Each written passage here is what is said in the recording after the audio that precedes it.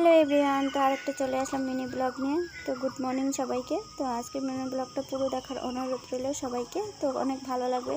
তো সকালবেলা ঘুম থেকে উঠে পড়লাম, তো আশেপাশের সমস্ত কাজকর্ম শেষ। তো আমি চাও খেয়ে নিয়েছি, আর এদিকে সকালবেলা যেগুলো মানে কি কালকে আর কি যেগুলো মশলাপাতি এনেছিল সেগুলো আর কি গুছাইনি, সেগুলো আমি একটু গুছিয়ে নিয়েছি।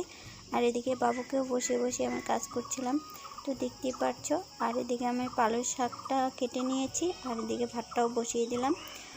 আর দেখি ভাত বসিয়ে দেখলাম, দেখি কাঁচা লঙ্কা ঘরে নেই, সেটাই তুলতে চলে গেলাম এই যে গাছে। আর দেখতেই পাচ্ছ আমাদের বাড়িতে অনেক কুয়াশ, মানে কুয়াশ আর কি বলে, যা যেটা বলো না কেন সেটাই আমরা কুয়াশ বলি, সেটাই তোমাদেরকে বললাম। তো বসিয়ে দেখি ওগুলো কাঁচা লঙ্কা নেই, সেটা এখন গাছ থেকে তুলতে গেলাম, তো সেটা তুলে নিয়ে আসছি। আর এদিকে দেখো আমি শাকটা রান্না করব। তো প্রথমে আমি এই যে তেল দিয়ে দিলাম, তার সাথে দুটো শুকনো লঙ্কা ছিঁড়ে দিয়েছি, আর তার সাথে রসুন